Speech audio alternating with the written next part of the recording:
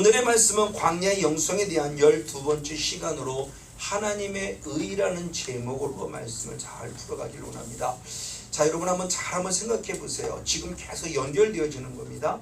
창조 이전의 영의 세계를, 그리고 그것이 실제로 이루어지는 에덴 동산의 영성의 시간을, 에덴 동산의 영성의 시간을 지나서 드디어 광야의 영성의 시간, 그 광야의 영성의 시간 가운데 12번째 시간을 지금 계속해서 우리가 지금 깊이 있게 다루어 보며 말씀을 나누고 있습니다.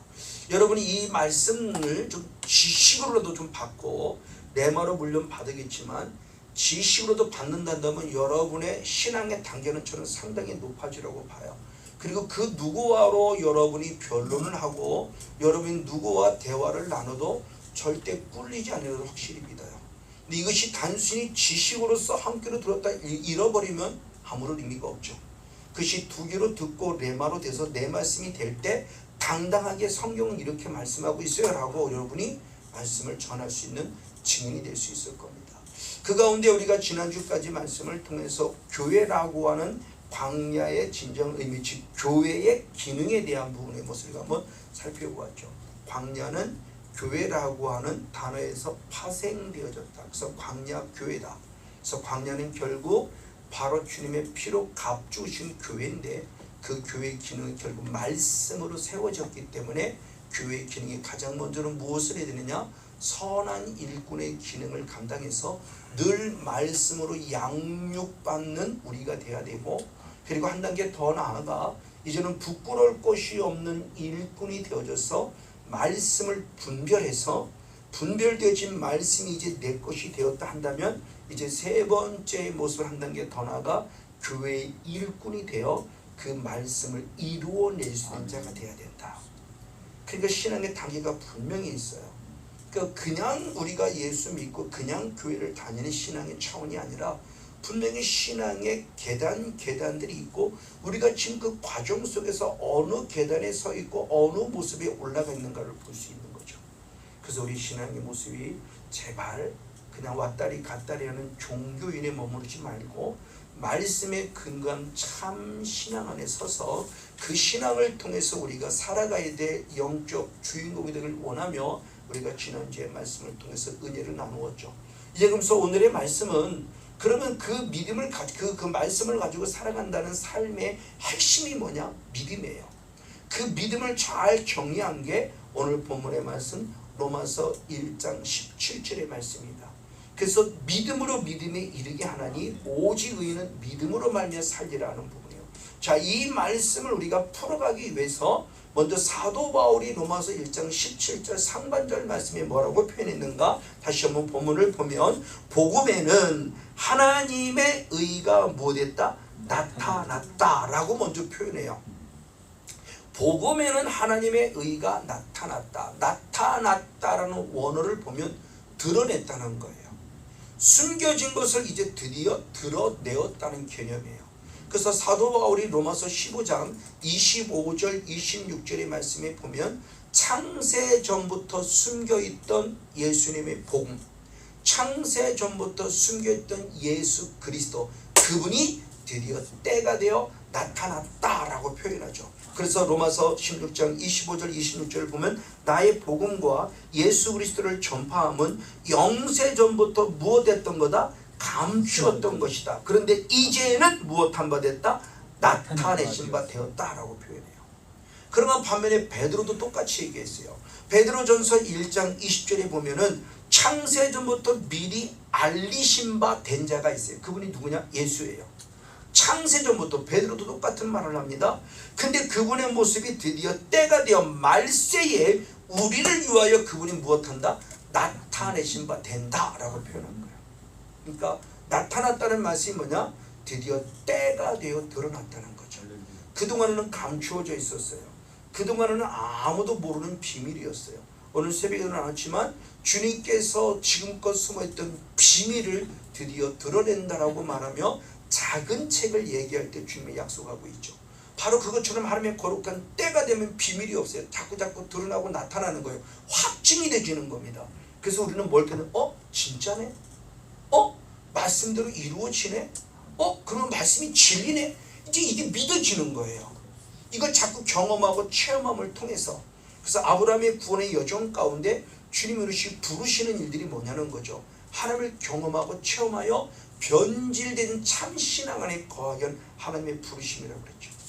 그래서 미리 예지하시고 미리 예정하시고 불러내셔서 우리를 의롭게 하시는 주님의 과정들의 모습을 통해서 나누었듯이 하나님의 모습 역시 마찬가지의 모습입니다. 그래서 예수님께도 말씀하셨을 때 마태복음 6장 33절의 말씀에 주님 뭐라냐? 너희는 먼저 그의 나라와 그의 의를 구하라 그랬어요. 하나님의 의. 예수님도 오셔서 하나님의 나라도 구해야 되지만 하나님의 의를 구하라 그랬고, 그것을 알고 있는 사도 바울은 드디어 복음에 하나님의 의가 나타났다라고 표현해요. 그럼 중요한 모습이죠. 하나님의 의가 과연 뭐냐는 거예요.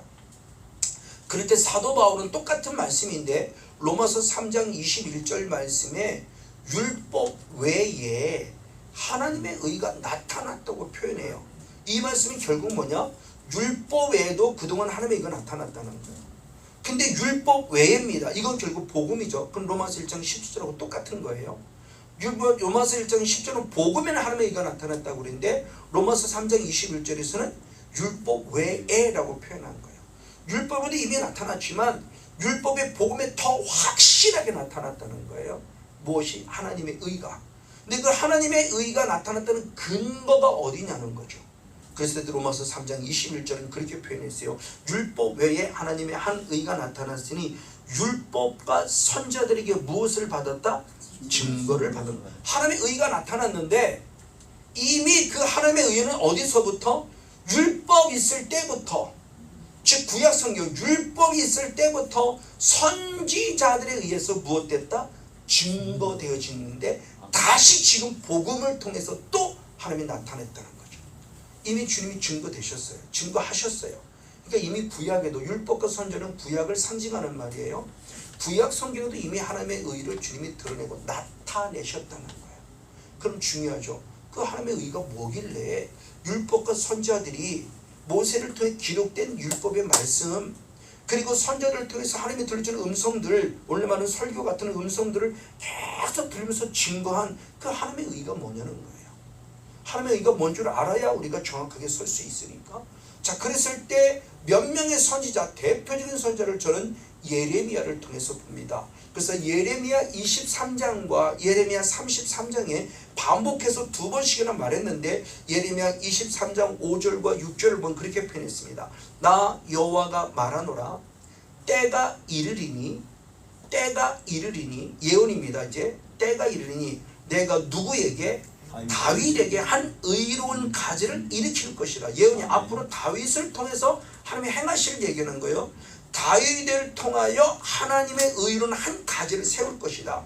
그럼 그가 누가 되냐? 왕이 된다. 그래서 그가 공평과 정의를 행할 것이다. 그때 유다를 구원을 얻을 것이고, 그러므로 그분 우리에게 의로운 가지로 오신 그 이름을 무엇이 할 것이냐? 여호와 우리의 의라고 할 것이다.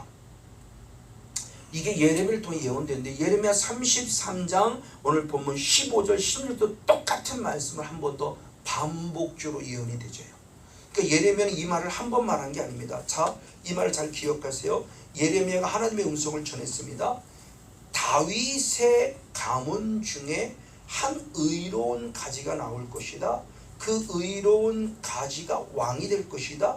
왕이 돼서 공평과 정의로 다스릴 것이다.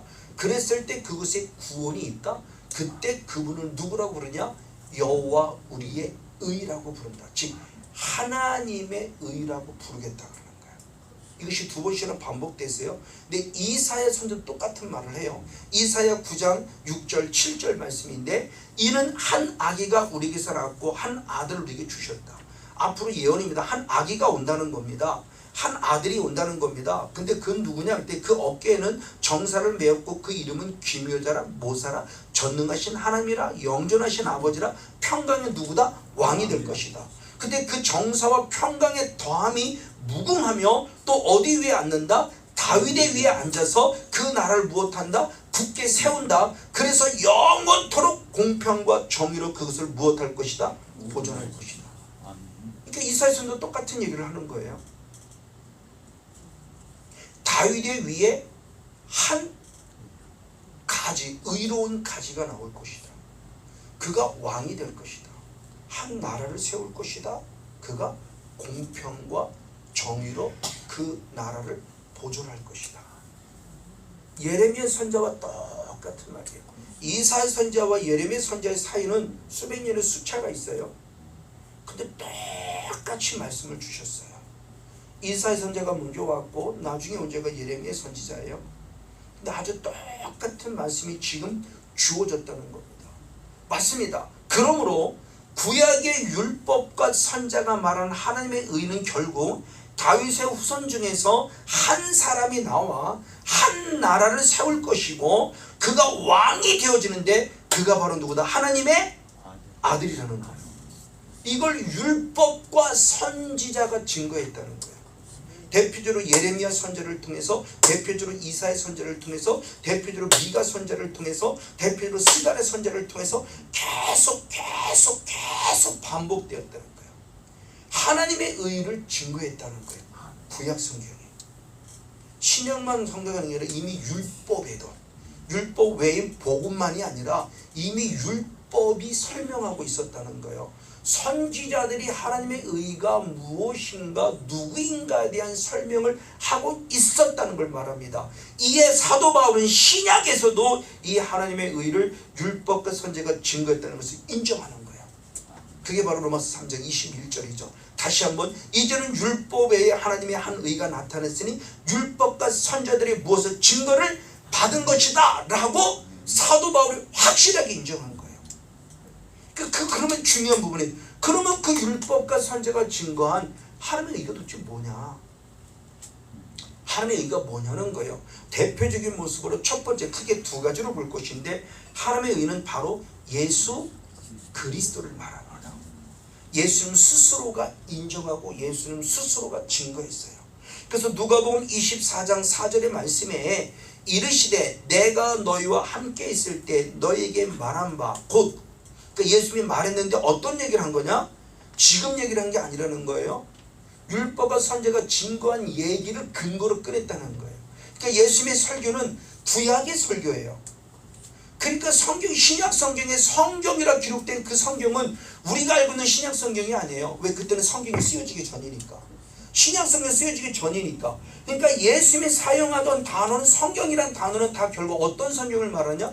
구약 성경, 율법과 선지자가 말한 그 말을 그 말을 하는 거예요. 자, 그 말입니다. 그 말을 통해서 말할 때 곧 모세가 전한 율법, 그리고 선지자가 쓴 글, 그리고 시편에 기록한 것인데 누구를 기록했냐? 나. 그러니까 모세가 기록한 나, 선지자가 기록한 나, 시편 기록한 나, 나를 기록한 것, 나를 기록한 그 모든 것들이 이제 무엇한다? 이루어져야 한 말이라고 했을 때 그것이 내가 죽었다가 살아난 것에 대한 부분. 지금 이 말씀이 예수님이 죽었다가 부활하여 살아나신 이후에 하신 말씀이에요. 이루어져야만 한다는 겁니다. 당신이 누구냐? 하나님의 의인데 그 하나님의 의가 이미 구약부터 율법과 선지자에 의해서 계속 기록되어진 증거였고, 그것이 내가 그 말씀을 인용하면서 내가 바로 그니라, 그리고 그것이 이루어져야 한다라고 말하면 예수님이 친히 직접 당신이 하나님의 의임을 증거하신 거예요. 그리고 빌립 역시도 율법과 선지자가 기록한 하나님의 의신 예수님을 만났다고 나단에게 당당히 증거하죠. 그래서 요한복음 1장 45절을 보면 빌립이 나단을 찾아가로되 모세가 율법에 기록했고 선지자가 기록한 그 일을 우리가 뭐했다? 만났다. 그분을 우리가 만났다. 그 하나님의 의를 만났다. 그 율법이 강조하고 선지자가 강조하고 하나님의 의를 내가 만났다. 그분이 누구냐? 요셉의 아들 나사렛 예수라. 하나님의 의가 무엇이냐? 지금 예수를 말하는 거예요. 여기 있는 성건영 목사가 지금 만약 우리가 구약시대에 산다면 계속 강조하는 게 누구냐? 예수를 강조하는 거예요. 그래서 지금 신약시대, 아니 지금 성령의 시대도 똑같이 저도 그 율법과 선지자가 증거한 하나님의 의가 누구냐? 저는 예수라고 당당히 말하는 거예요. 왜? 성경이 기록하고 있으니까. 그리고 나아가 바울 역시도 마찬가지인데 로마서 1장 2절에 중요한 얘기를 했어요. 이 복음은 하나님이 누구들로 말미암아 선지자들로 율법으로 말미암아 선지자들로 말미암아 그의 누구에 관해서 아들에 관해서 미리 성경에 무엇한 거예요? 약속한 거예요. 구약 성경에 약속되어진 자라는 거예요. 그걸 복음을 통해서 다시 드러내는 거예요. 다시 나타났다는 거예요.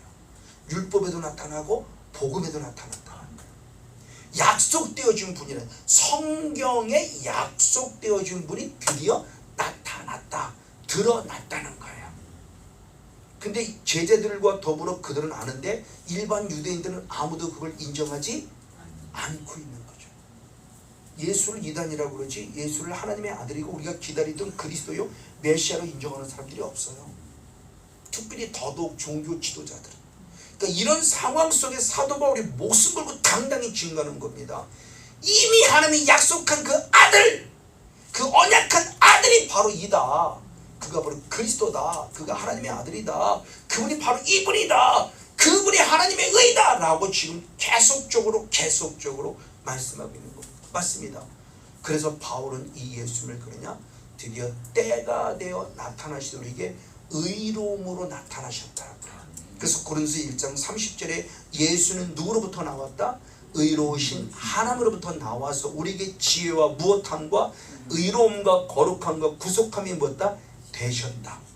하나님께로 오신 예수님 스스로가 의로움이 되신 거예요. 그게 하나님의 의임을 스스로 증명해내신 거죠.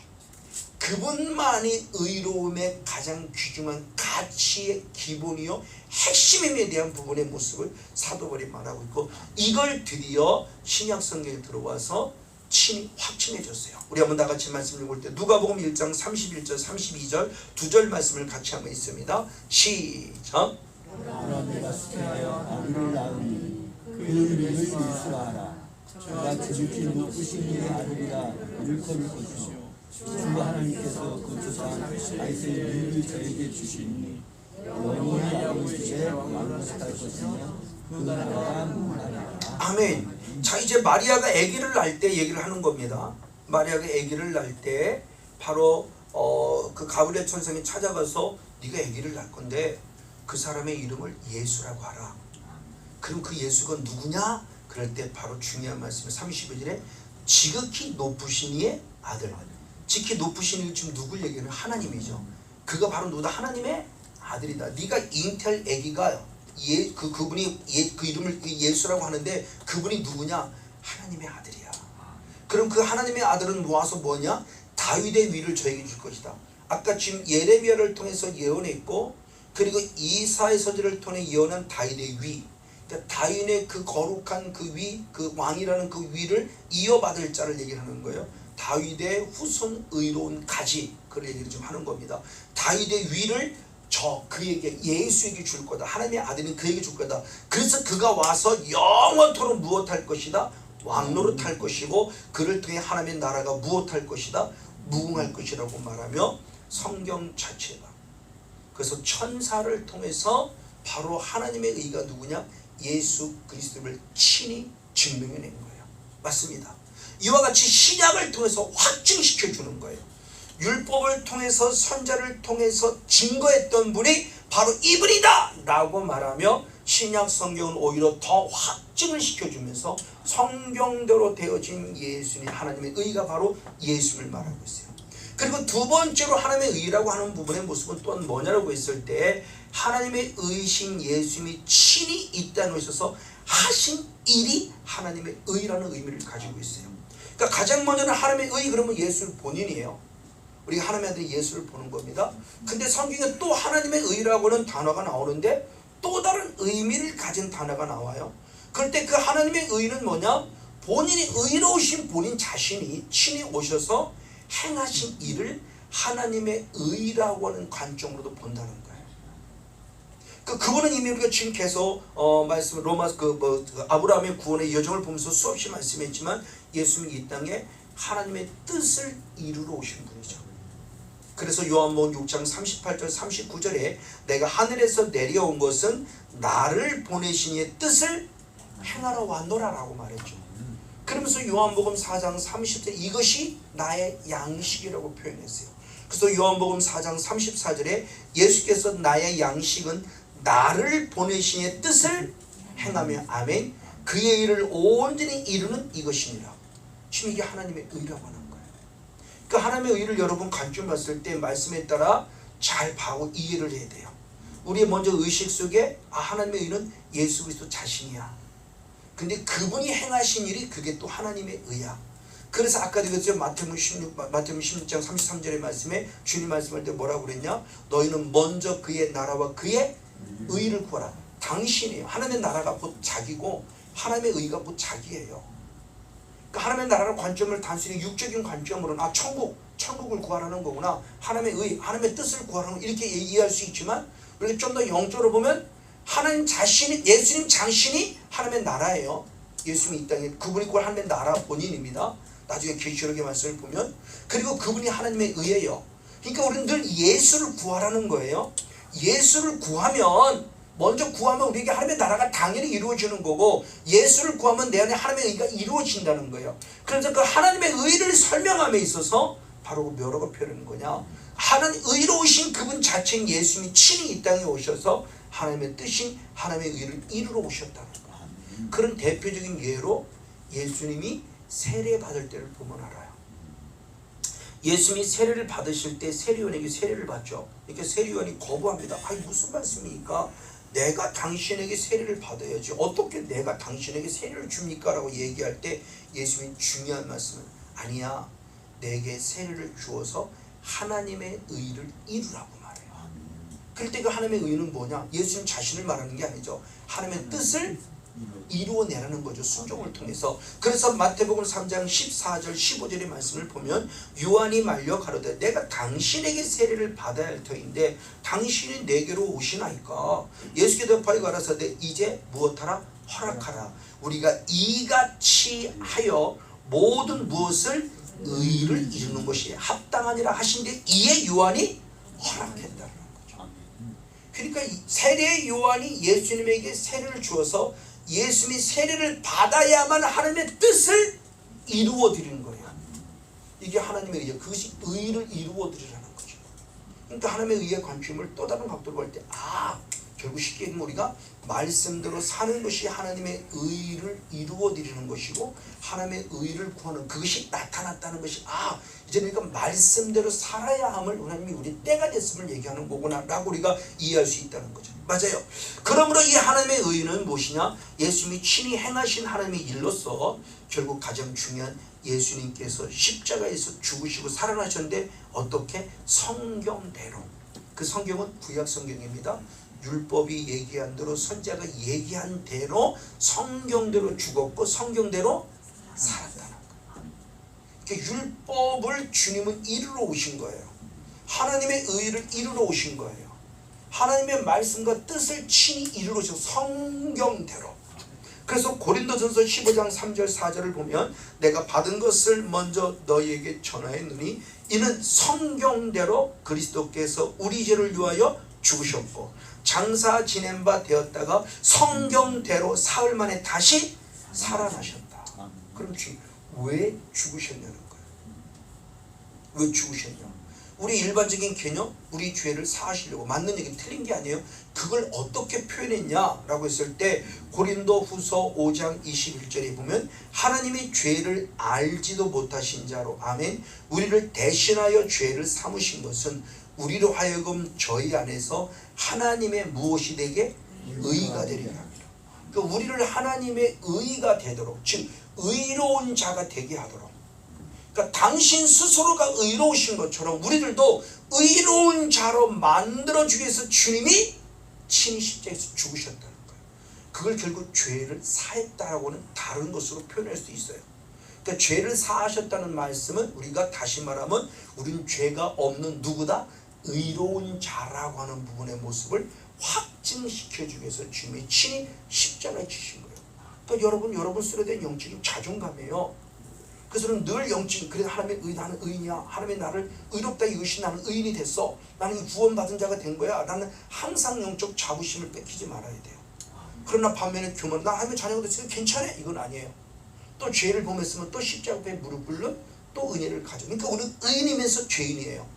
의인이 아닌 죄인이 아니라 하나님의 자녀라는 의를 입었으나 오늘 죄를 범했기에 또 죄인이니 또 예수의 십자가를 통해 그 죄를 또 사함받아 의인의 바늘에 늘 승리하며 살아가는 의로운 자의 바늘에 선다고 하는 것이죠. 우리는 그 은혜로 살아감을 지금 말씀하고 있는 거예요.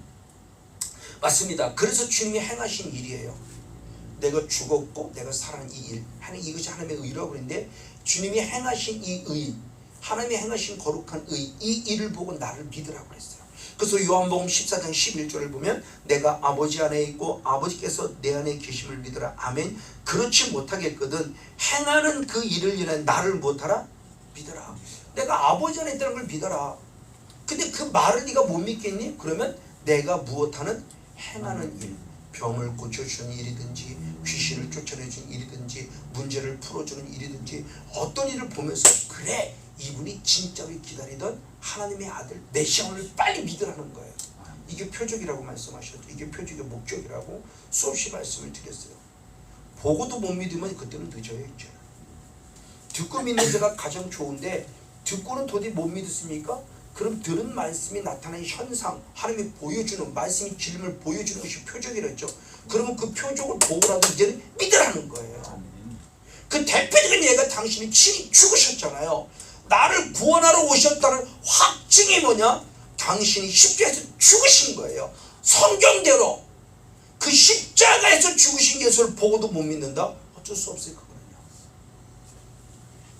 그러니까 하나님의 행하신 일을 늘 보는 거예요.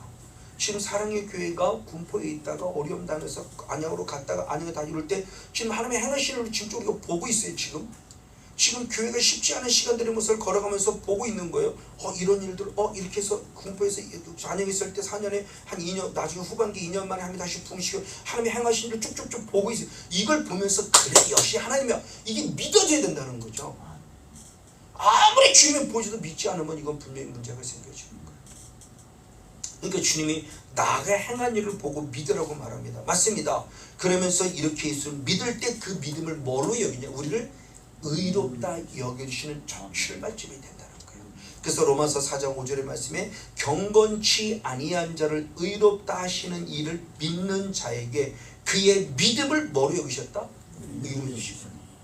그러니까 나를 의롭게 여기신 게 내가 뭐 행위가 착해서 아닙니다. 내가 행위를 잘해서 아니에요. 내가 기도를 많이 해서 아니요. 내가 전도를 많이 해서 아니요. 내가 11조를 많이 해서 전혀 아니에요. 나를 위해 주신 그 예수를 믿는 그 믿음 하나만으로 주님이 나를 의롭다 여겨 주신 거예요. 이게 중요해요. 의로운 자가 아니에요.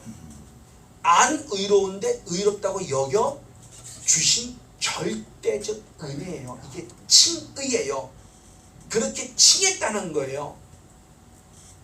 그렇죠? 내가 살인죄예요. 살인죄를 지고 감옥에 갔어요.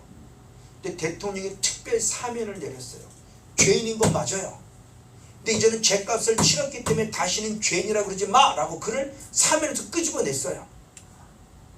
근데 우리는 아직도 저 사람이 옛날 때 죽인 살인죄인데 살인죄 우리는 자꾸 과거에 얽매이죠. 근데 예수는 절대 과거에 얽매이지 않으신다는 거예요. 그 죄를 간과해 주시고 그 죄를 기억지도 아니하시니까 놔주신 거예요. 우리 의롭다 이게 지금 우리의 은혜라고 하는 겁니다. 맞아요. 그분의 모습을 조금 더 깊이 생각했을 때 예수를 믿을 때 의로우신 예수님의 의가 우리에게 전이되어 우리도 의로워지는 걸 말하는 겁니다. 그래서 로마서 3장 26절에 곧 이때에 자기의 의로움 예수님 스스로가 의로움을 나타내서 자기도 의로우시며 의로우신 그 예수를 믿는 자를 무엇한다? 의롭다 하려 하심이라. 아멘. 그러니까 의로우신 예수를 믿기 때문에 그걸 하나님의 그 믿음 속에서 고맙다. 네가 나를 인정해 주다니 네가 나를 믿어주다니 말하면 나를 의롭다 여겨주신 거예요. 그쵸? 누군가가 나를 인정할 때 얼마나 고맙습니까? 나는 내가 봐도 부족한데 그분은 자꾸 너를 인정해줘요. 참 고맙죠. 그때 그 영생의 흐름이 같이 흘러간다는 거죠. 그걸 고린도후서 바로 5장 21절 말씀도 구체적으로 표현했으니 어떻게 표현했냐? 아까도 말씀 읽었지만 하나님의 죄를 알지도 못하신 이 그쵸? 예수입니다. 전혀 죄가 없으신 이라는 거예요. 그분이 나를 대신해서 뭐로 삼았다?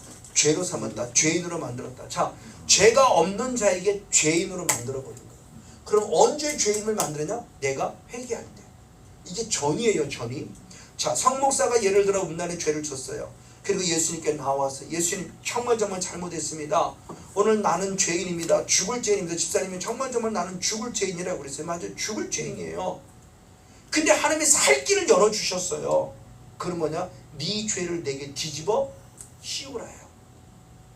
이게 어린 양에 우리의 죄를 전이시키는 것 똑같아요. 구약시대에. 그러니까 회개한다는 건 뭐냐? 내 죄를 예수님께 뒤집어 씌우는 시간이에요. 나는 죄인이에요. 근데 그분이 얘기했어요. 내가 너를 살리고 싶으니 네 죄를 내가 담당할게. 네 죄를 내게 뒤집어 씌워, 이거예요.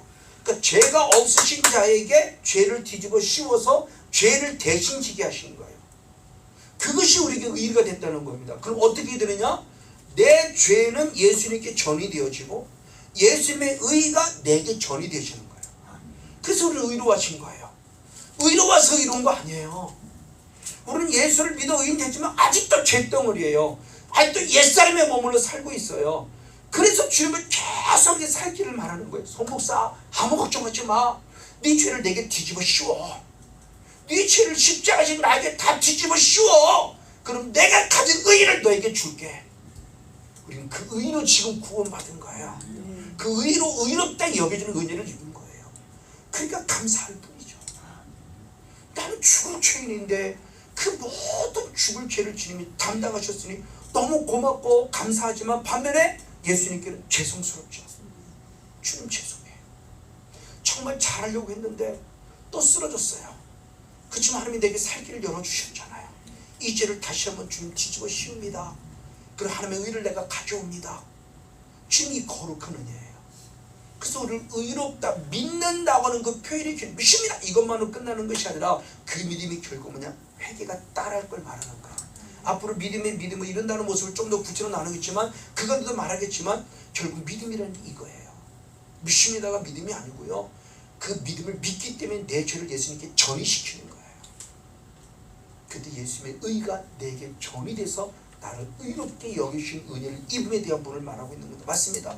그러므로 우리는 나를 의롭게 하기 위해 친히 십자가에 죽으시고 살아나신 예수님을 믿어야 의롭다 하심을 받는다는 거죠.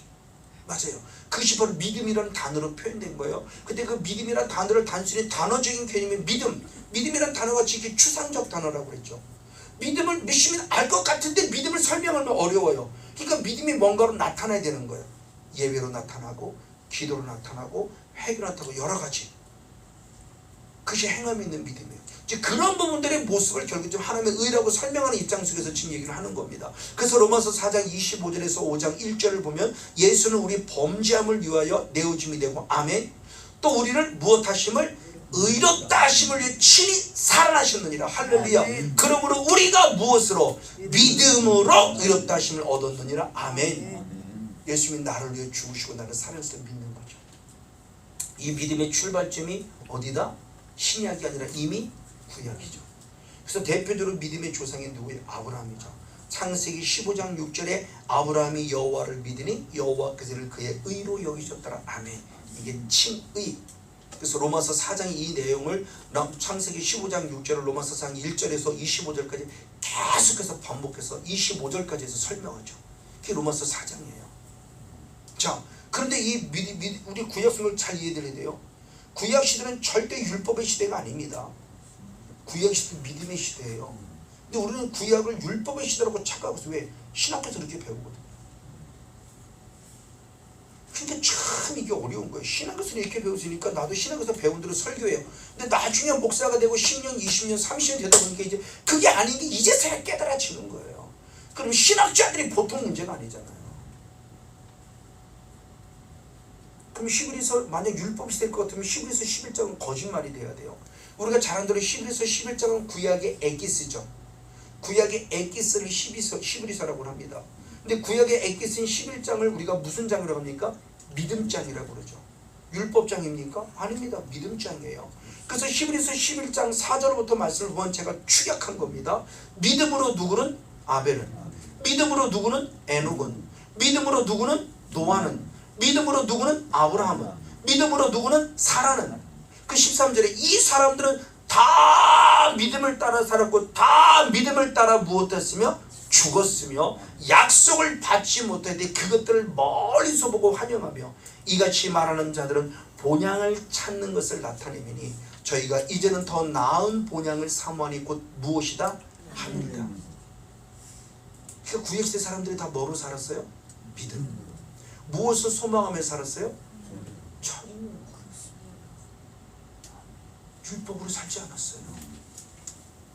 구약시대 사람도 다 믿음으로 살았어요. 그 믿음이 뭐예요? 천국. 더 나은 본향 천국을 소망하며 구약시대 사람도 살았어요. 이거 정말 잘 알아야 돼요.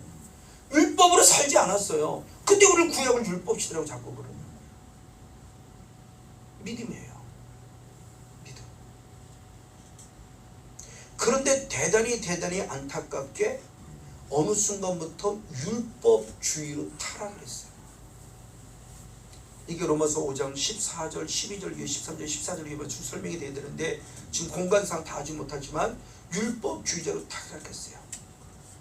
그러니까 율법은 하나님의 거룩한 것인데 그렇죠? 의롭고 거룩하고 선하고 신령하다 그랬어요. 육이 아닙니다. 영입니다. 신령합니다. 율법주의자가 잘못된 건데 어느 순간 율법이 율법주의자들로 타락시켰어요. 그러면서 율법대로 살아야만 구원 얻는 거야 이렇게 돼버렸어요. 아니요. 구원을 얻은 자가 율법대로 살아야 되는 거예요. 율법대로 살았기 때문에 구원 얻는 것이 아니고 믿음으로 구원을 얻었기 때문에 율법 말씀대로 살아야 되는 거예요. 살지 않는 게 곧 뭐예요? 죄가 되니까. 그러니까 말씀을 잘 이해를 해야 돼요.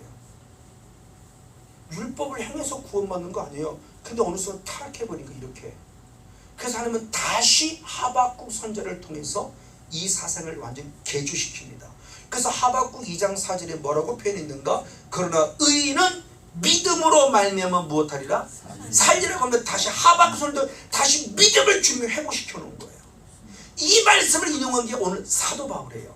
이 하박국 2장 4절의 말씀을 인용해서 쓴 게 로마서 1장 읽었던 본문 바로 17절 말씀인 거예요. 이 말씀의 모습을 좀 더 구체적으로 말씀을 나누는 거 어찌됐든 맞아요. 그래서 예수님도 오시 우리는 믿음으로만이 구원이 있다고 말씀을 친히 말씀하셨죠. 요한복음 3장 16절이죠. 하나님이 세상을 이처럼 사랑하사 독생자를 주셨으니 아멘. 이는 저를 무엇하는 자마다 믿는 자마다 멸망치 않고 영생을 얻게 하십니다. 할렐루야. 그래서 사도 바울은 믿음으로 의인된 사람은 마지막까지 오직 믿음으로 무엇한다? 살아야 한다. 자, 이 말씀을 오직 의인은 믿음으로 말미암아 살아간다는 것은 예수를 하나님을 믿음으로 의인된 자가 끝까지 무엇으로 살아야 한다? 믿음으로 사는 것을 얘기하는 거예요. 믿음으로 구원을 의를 얻었다는 차원의 어린아이 신앙을 말하는 게 아니에요. 하박국 선지자는 이미 그들은 하나님을 믿음으로 구원 얻은 자, 구원 백성이잖아요. 구원받은 백성들이잖아요. 애굽에서 끄집어내므로 이미 그들은 구원받은 백성인데 율법주의로 타락해가니까 아니야, 믿음으로 살아야 돼. 내가 말씀을 뭐 순종하지만 이것이 내 의의가 돼서 내가 뭐 기도를 뭐 일주일에 2번씩 하고 금식을 일주일에 2번씩 금식하고 예수님 거 다 책망하잖아요. 그들은 율법주의자가 된 거예요. 마땅히 일주일에 2번씩 금식하는 것이 마땅한 것이기 때문에 자랑할 게 아닌데 본인은 자랑하잖아요. 오히려 예수님은 그러지 못한 세리의 기도를 들으면서 그들을 하나님이 찾으러 왔다고 말하죠. 나는 의인을 찾으러 온 것이라 누구를? 죄인을 찾으러 구원하러 왔다 그래요. 내가 일주일에 2번 금식한 거 하나님은 그 의인 찾지 않아요. 그건 마땅히 해야 될 거예요. 하지 않은 게 죄가 되는 거지 했기 때문에 의인된 게 아니에요. 의인이니까 그렇게 해야만 한다는 거죠. 대한민국 백성이 되었으니까 대한민국 법을 따라야 되는 거예요. 미국 사람이어서 대한민국 법을 따를 필요는 없어요. 나는 대한민국 군인이 하나님의 자녀가 됐으니 하나님의 자녀의 법을 따라야 되는 거예요. 하나님 대한민국 법을 따랐기 때문에 대한민국 국민이 되는 게 아니에요. 하나님의 자녀이시도 마찬가지예요. 말씀대로 살았기 때문에 자녀거든요. 아니요. 믿음으로 이미 하나님의 자녀가 되었기에 마땅히 하나님의 자녀로 살 법을 주셨어요. 그게 율법이에요. 그 법대로 살아가는 게 마땅하다라는 거예요. 그래서 의인은 마지막까지 무엇으로? 믿음으로 살아야 한다 할 때 그 믿음이 결국 뭔가를 우리가 빨리 캐치할 수 있겠죠. 믿습니다. 이게 마지막까지 살아가는 믿음이냐? 아니요. 말씀대로 순종하여 살아가는 삶을 말하고 있다는 거죠.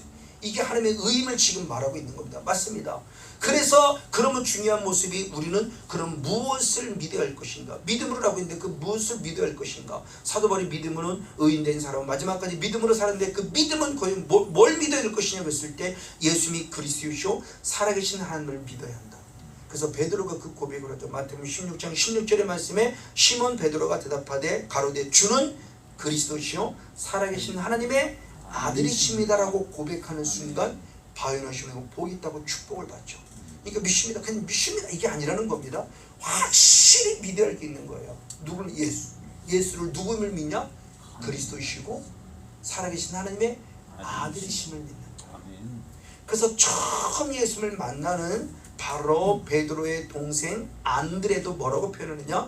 요한복음 1장 40절 41절의 말씀을 보면 시몬 베드로가 형제 안드레라, 시몬 베드로의 형제, 그가 먼저 자기의 형제 시몬 베드로를 찾아가 말하되 우리가 누구를 만났다? 메시아 그리스도를 만났다.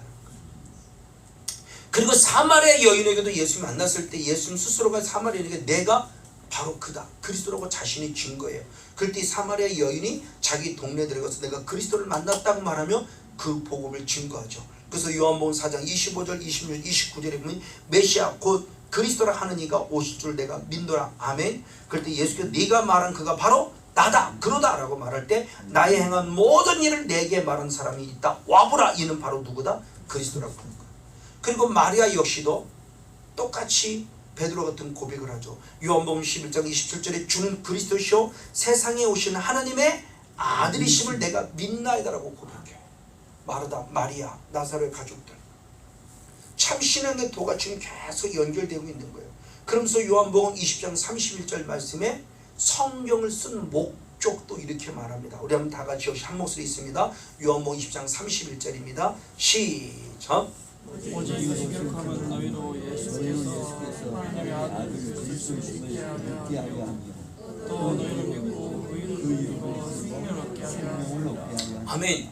이 성경을 쓰신 목적을 얘기하는 거예요. 하나님이 이 성경을 왜 쓰게 했냐? 구약 성경 그리고 지금은 우리에게는 신약 성경까지. 구약 성경을 왜 쓰게 했냐? 이 신약 성경을 왜 쓰게 했냐? 너무너무 중요해요.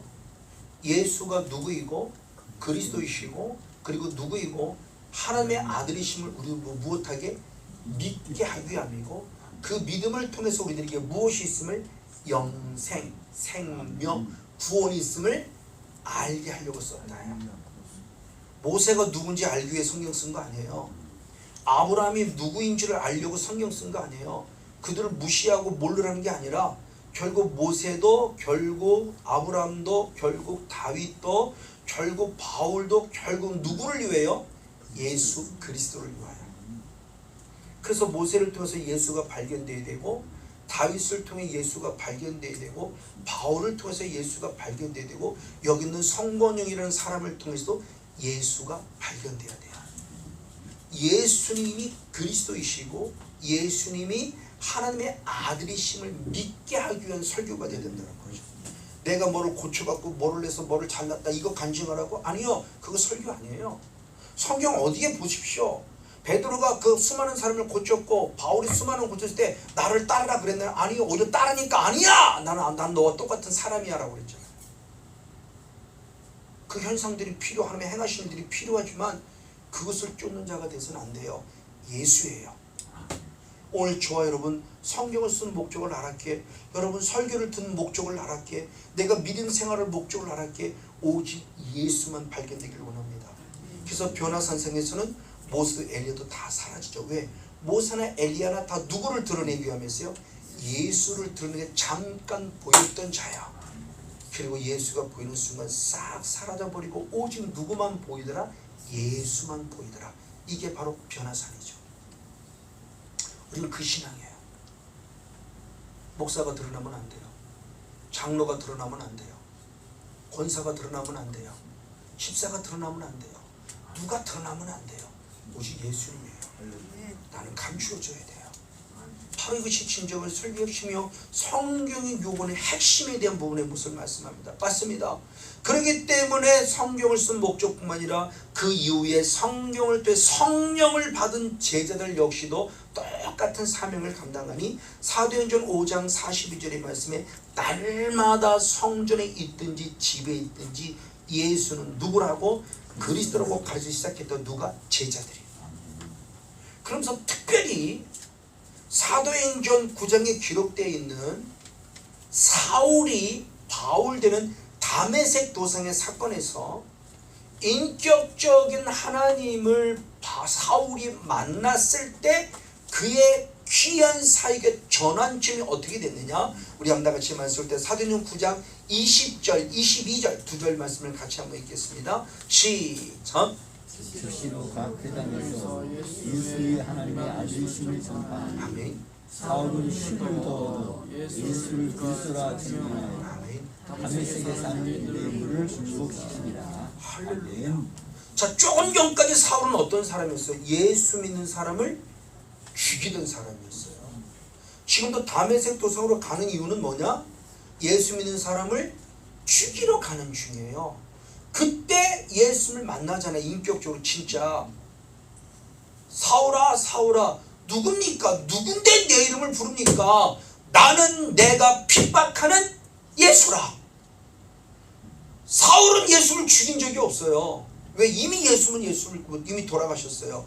예수는 AD 30년에 돌아갔고 사울이 바울된 다메섹 도상의 사건을 역사가 있다고 다르지만 빠르면 35년, 늦으면 37년, 보통 36년 안팎으로 봐요. 그럼 이미 예수님이 죽은 지 6년 이후에요. 그러니까 사울은 예수를 죽인 적이 없어요. 사울은 예수를 핍박한 적이 없어요. 근데 예수님은 지금 사울에게 뭐를 받았다고 그래요? 핍박. 왜? 예수 믿는 자를 죽였기 때문에. 그러니까 예수 믿는 자를 죽인 게 골고루 누구를 죽인 거다? 예수를 죽인 거예요. 그러니까 남편을 핍박하면요, 남편 안에 계신 예수를 핍박한 거예요. 나는 육으로는 남편을 핍박하지만 영으로 보면 결국 나는 누구를 핍박하냐? 예수요. 그래서 제가 이혼이 그거 깨달은 게 그거라고 그랬죠. 내가 아내를 핍박하고 아이들에게 내가 그렇게 무섭게 한 것은 결국 내가 아내에게 뭐라고 그러고 결국 내가 아이들에게 뭐라고 그런 게 아니에요. 아내 안에 계시고 자녀들 안에 계신 누구를 핍박한 거예요? 예수. 그래서 제가 이것 때문에 통곡하고 회개하고 울은 거예요. 하나님 정말 잘못했습니다. 눈에 보이는 사람도 사랑하지 않고 감히 내가 하나님을 사랑한다고 새빨간 거짓말의 신앙을 가졌어요. 바울이 이렇게 살았잖아요. 사울이 했을 때. 그 사람은 하나님을 알지 못할 때 범한 죄, 누구보다 하나님을 잘 믿는 사람인데 하나님을 알지 못할 때 범한 죄라고 용서받으면서 나는 죄인 중에 괴수였다고 그러는 거예요. 그러니까 관계예요. 믿음은요, 하나님과의 관계는 물론이지만 하나님과 눈에 보이는 하나님과의 관계가 잘 됐다, 좋다, 정말 믿음 좋다는 것은 결국 누구와의 관계냐? 사람과의 관계예요.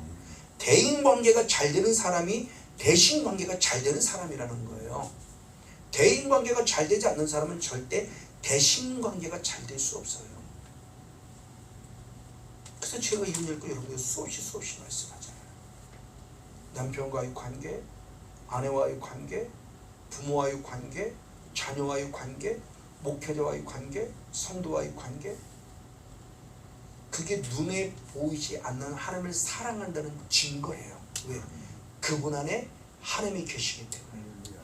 내 안에도 하나님이 계시기 때문에.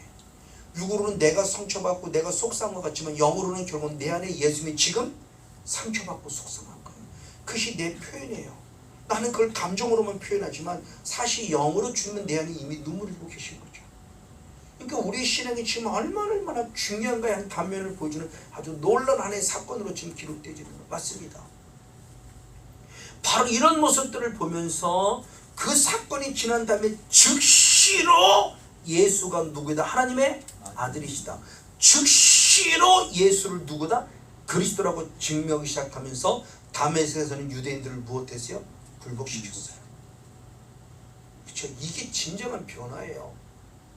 저도 부족하지만 즉시로 변화된 좋은 케이스라고 저는 감히 말할 수 있어요. 저도 그랬잖아요. 목사가 항상 괴로웠어요. 목사가 왜 이렇게 왜 아내한테, 왜 아이들한테, 왜 짜증내고, 왜 화내고, 왜 이러지? 범사에 감사하는데 왜 나는 범사에 감사하지 못하지?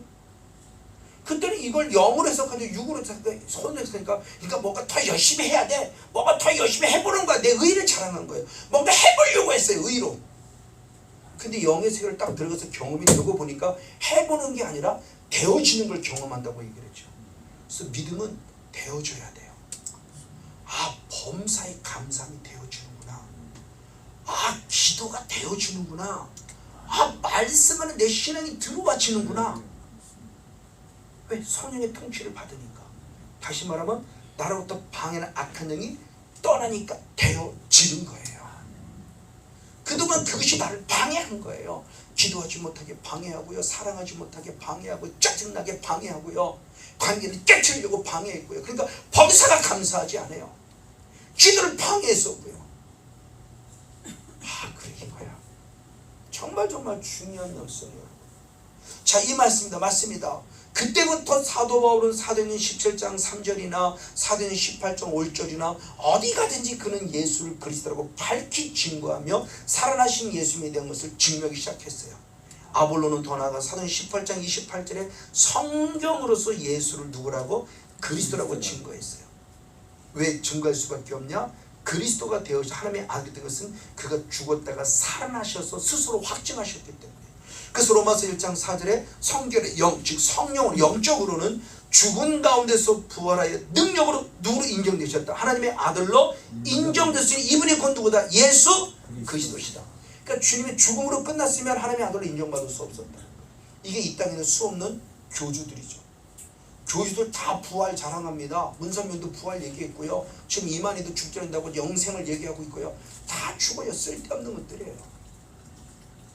그 말씀대로죠. 예수님 말씀대로 살아나심을 통해서 당신 스스로가 당신 누구임을 증명하셨어요. 하나님의 아들이심을. 죽었다가 살아나셨기 때문에 하나님의 아들로 인정받으신 거예요. 그러니까 이거 역으로 말하면 그가 죽음으로 끝나고 살아나지 않았으면 하나님의 아들이 아니라는 거죠. 좋은 선지자로 한번 왔다 간 거예요. 예수님도. 예수님은 선지자로 왔다 간 게 아니라 진짜 하나님의 아들이라는 것을 확증시켰으니 살아났기 때문이라는 거죠. 그렇기 때문에 그분이 하나님의 아들이고, 그렇기 때문에 그분이 그리스도라는 사실을 베드로를 비롯한 제자를 비롯한 지금 부족하지만 성관장 모습을 다 끊임없이 강조하는 거예요. 주는 그리스도십니다. 그리고 살아계신 하나님의 아들이십니다. 이것이 믿어지는 거죠. 이 믿음이 진짜 믿음이고, 이 믿음이 구원의 믿음이라는 거예요. 종교인이 아니고. 지금 이 사실을 말하고 있는 겁니다. 맞습니다. 그래서 우리의 믿음은 결국 뭐냐? 로마서 10장 9절의 말씀에 내가 내 입으로 예수를 주로 시인할 뿐만 아니라 하나님께서 그를 죽은 자 가운데 살리신 것을 무엇하면? 마음에 믿으면 구원을 얻는 거예요. 뭐를 믿는다? 마음에 죽었다가 살아나신 것을. 나를 위해 죽으셨고 나를 위해 살아나신 예수를 믿어지는 거예요. 이 믿음이 구원이라는 거예요. 그러니까 이 믿음을 너무 쉽게 생각하지 마세요. 그냥 믿습니다 이게 아니에요. 그냥 교회를 열심히 다니는 게 믿음이 아니에요. 믿습니다 이러는 게 이게 믿음이 아니에요. 믿음이 지극히 논리적이고, 믿음이 지극히 이성적이고, 그러면서 믿음이 지극히 영적이에요. 그 영적 예배라는 단어를 섭취를 했죠. 그 영적이라는 그 단어의 원어 의미가 지극히 이성적이다, 합리적이다예요. 그러니까 영적인 것일수록 신령한 것이 아니라 신령한 영이 지극히 논리적이고 지극히 이성적이고 지극히 합리적이어야 돼요. 그러니까 신령한 세계지만 신비주의에 빠지면 안 된다는 게 바로 그거예요. 신령하면 신령할수록 더 이성적이고 논리적이고 합리적이어야 돼요. 더 구체화돼야 돼요. 그러니까 신비주의에 빠지는 게 아니에요. 신비의 세계지만 절대 주님은 신비의 세계에 신비주의에 빠지기를 안 해요. 율법은 하나님의 말씀이지만 율법주의에 빠질 수 없는 것처럼 신비의 세계를 경험한다고 해서 신비주의자가 되면 안 돼요. 이건 이단이 되는 거예요. 그러니까 너무너무 중요한 말씀의 모습이에요. 맞습니다. 그랬을 때 예수님께서 이 십자가 죽으셨다 살아나신 이것이 뭐냐고 했을 때 사도 바울은 이걸 의의 한 행동이라고 표현했어요. 의의 한 행동.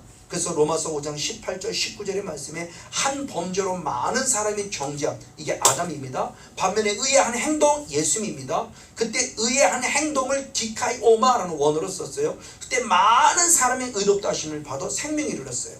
그것을 또 다른 말로 표현했습니다. 한 사람의 순종치 아니함, 즉 정죄는 것을 순종치 아니함으로 많은 사람이 죄인 되어서 이게 아담이에요. 그때 한 사람의 무엇함으로 순종, 의의 한 행동이 결국 뭐냐, 하나님의 뜻대로 순종하여 죽으셨고 순종하여 살아났다는 거죠.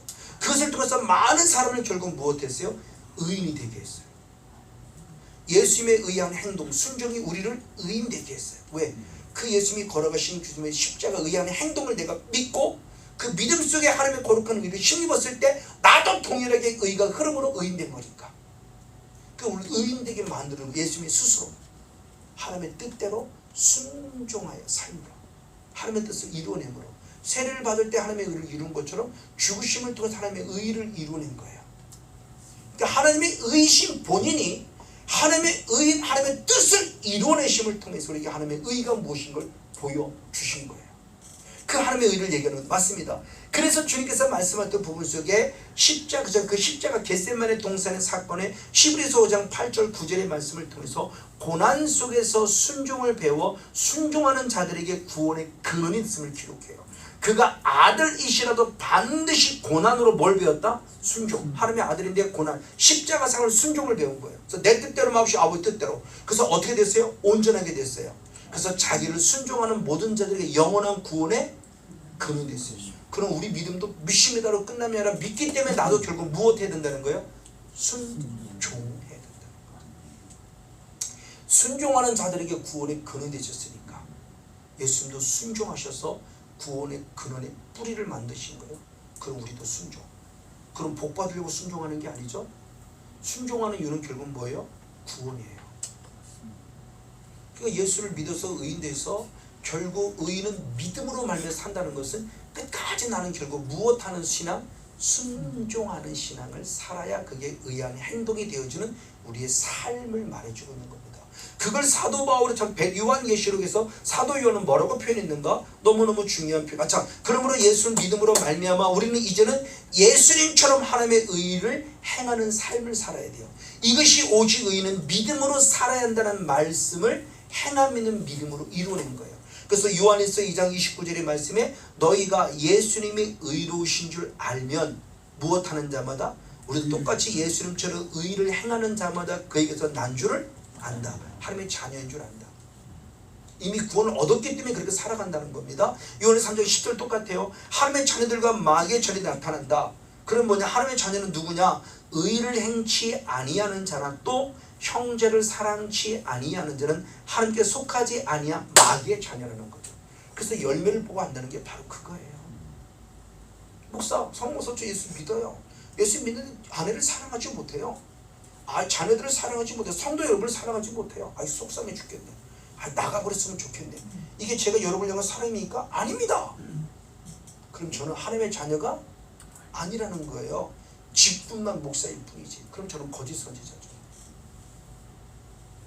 여러분 이 말씀들 아주 의미심장해서 생각해 보세요. 믿음이 너무 쉽게 그렇게 믿습니다. 그게 믿음이요? 아니라는 걸 수없이 강조하는 거예요. 정말 중요해요, 여러분.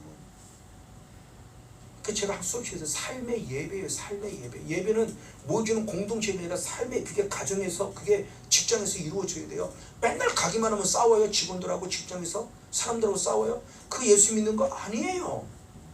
마귀의 자녀가 사탄이 지금 자꾸 싸우게 만들죠. 분노하게만 화나게 만들고 예수를 믿기 때문에 참는 거예요.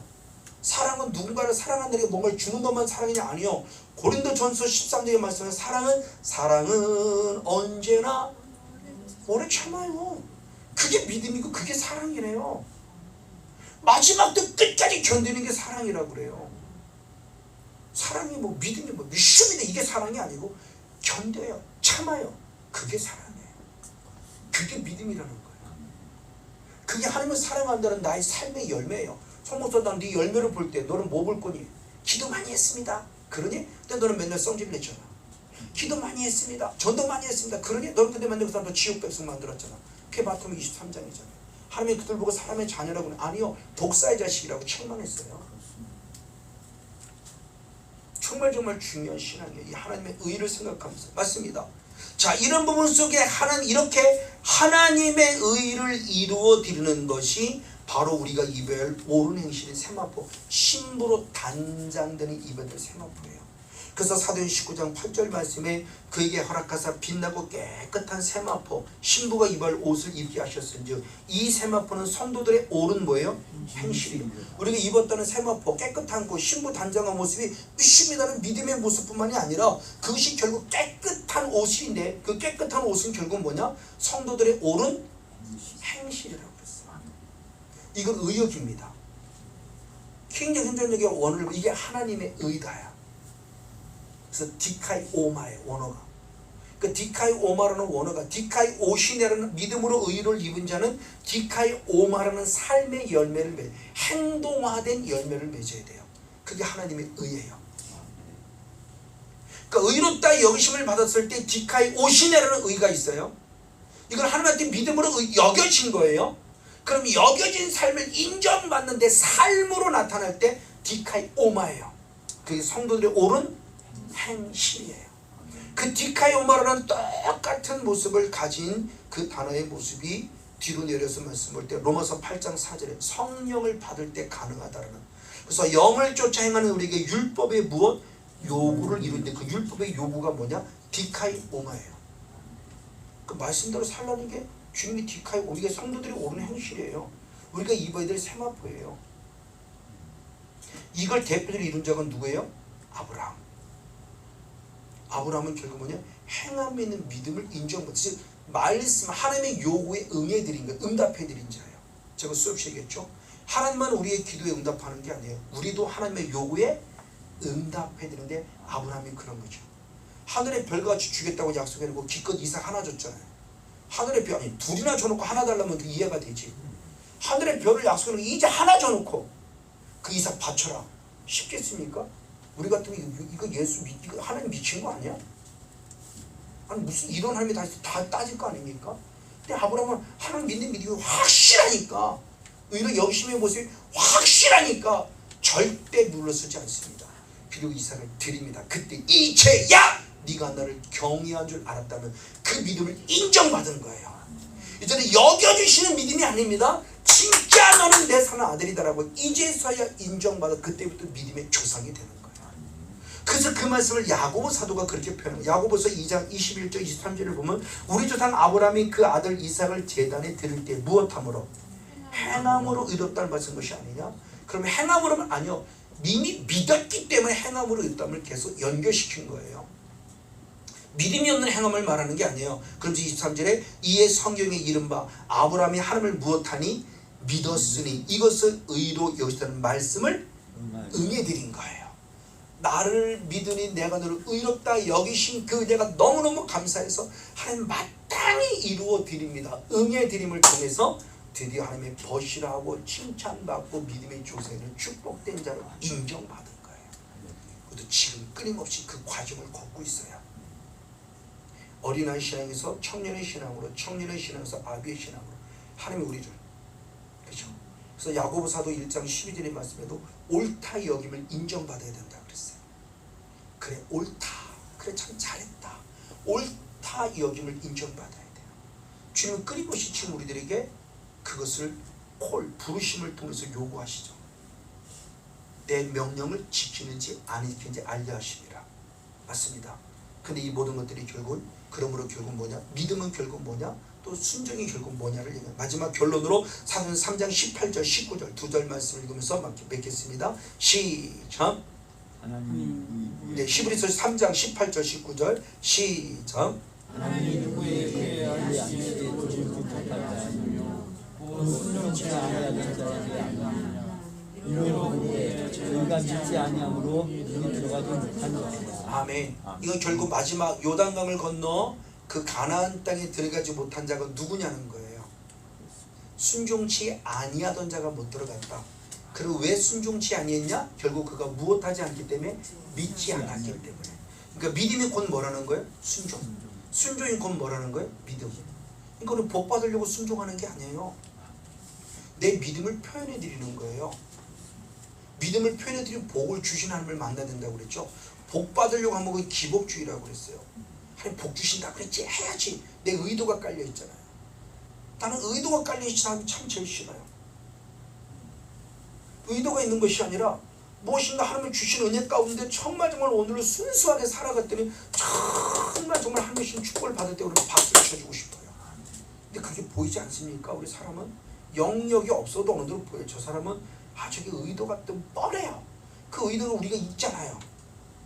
웬만한 영성이 없어도 우리는 사람의 그 의도를 읽어요. 저 사람은 저거 그래요. 그러니까 자꾸 손 비비는 사람들 의도를 우리는 그 읽어요. 그때 우리는 그런 사람들 두 번 다시 상대하고 싶지 않아요.